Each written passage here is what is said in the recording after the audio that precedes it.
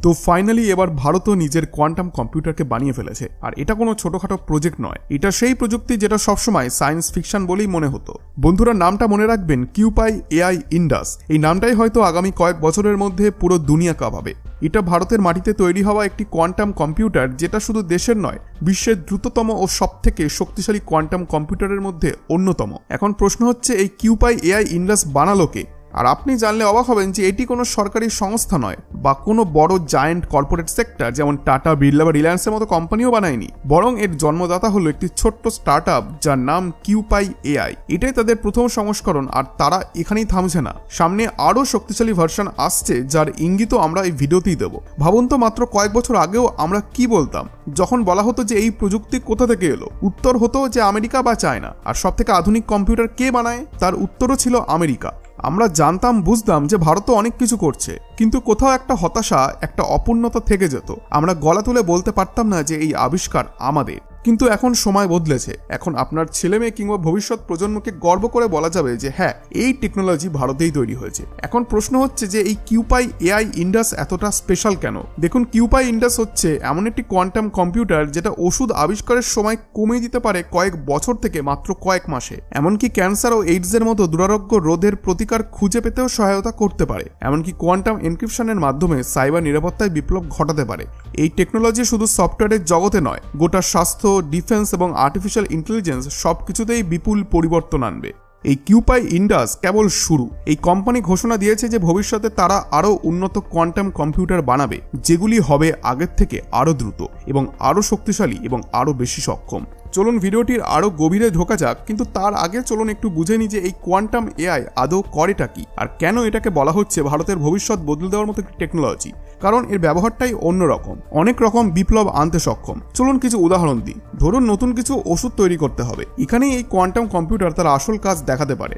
ওষুধের molecular interaction থেকে শুরু করে তার ডিজাইন পর্যন্ত সবকিছুই কোয়ান্টাম লেভেলে বিশ্লেষণ করে ফেলে। যেখানে আগে এমন কাজ করতে বছরের পর বছর লেগে যেত, এখন এই কোয়ান্টাম কম্পিউটার সেটা কয়েক মাসেই করে ফেলতে পারে। ফলে ক্যান্সার, এইডসের মতো জটিল রোগের চিকিৎসার নতুন পথ খুঁজে পাওয়ার সম্ভাবনা অনেকটাই বেড়ে যায়। আর এই কম্পিউটার শুধু ওষুধের গবেষণাতেই সীমাবদ্ধ নয়, এটি ক্রিপ্টোগ্রাফিতেও মাস্টার। মানে আজকে আমরা যে ক্লাসিক এনক্রিপশন ব্যবহার করি মোবাইল, ল্যাপটপ বা ইন্টারনেটের মাধ্যমে, এই কোয়ান্টাম কম্পিউটার সেগুলিকে সেকেন্ডের মধ্যেই ভেঙে দিতে পারে। কিন্তু শুধু ভাঙা নয়, এটি একটি এক্সট্রা সিকিউর কমিউনিকেশন সিস্টেম গড়তে সক্ষম, যেখানে ডেটা হ্যাক করাও অসম্ভব আর কোনো তথ্য লিক হওয়ার সম্ভাবনাও থাকবে না। আরেকটি গুরুত্বপূর্ণ দিক হচ্ছে সিমুলেশন। এই কোয়ান্টাম এআই সিমুলেশনের রাজা। ধরুন আপনি নতুন একটা ওষুধ বানাতে চাইছেন।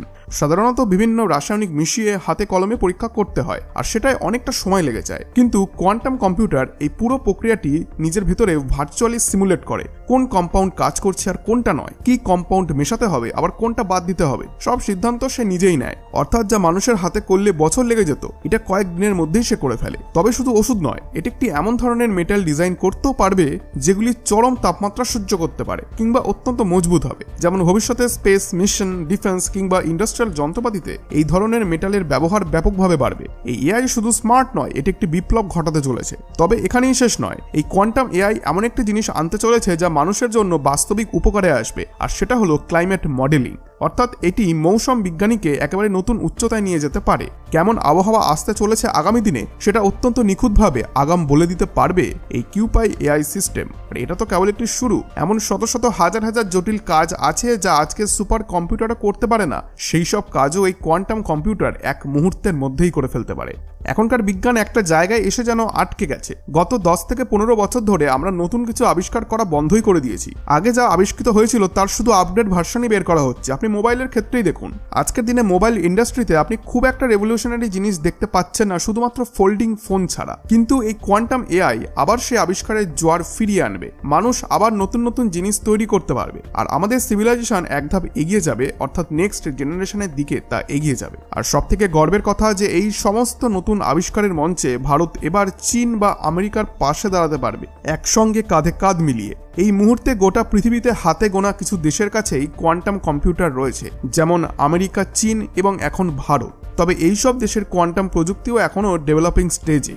ভারতের এই কিউপাই এআই ইন্ডাস তৈরি হওয়া মানে আমরা কেবল একটা শুরু করলাম। এর পরের জার্নি আরও ধাক্কা দেওয়ার মতো হতে চলেছে। কোম্পানি অ্যানাউন্স করেছে বর্তমানে কিউপাই এআই ভার্সন এসেছে যার ক্ষমতা 25 কিউবিটস।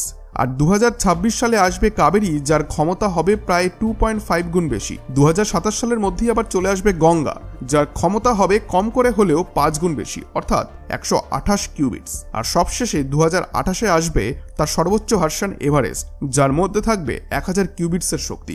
এখন ভাবুন একবার, এখনকার চেয়ে কয়েকশো গুণ শক্তিশালী কোয়ান্টাম কম্পিউটার তৈরি করছে ভারত, যা শুধু দেশের প্রযুক্তি নয়, গোটা পৃথিবীর টেকনোলজিক্যাল ভবিষ্যৎকেই বদলে দিতে পারে। এবং এই কোয়ান্টাম এআই এর মাধ্যমে এখন নিশ্চিত হয়ে গেছে যে ভবিষ্যতের বিজ্ঞান আর প্রযুক্তিতে কেবল আমেরিকার নাম থাকবে না, ভারতের নামও থাকবে ঠিক ততটাই জোরের সঙ্গে।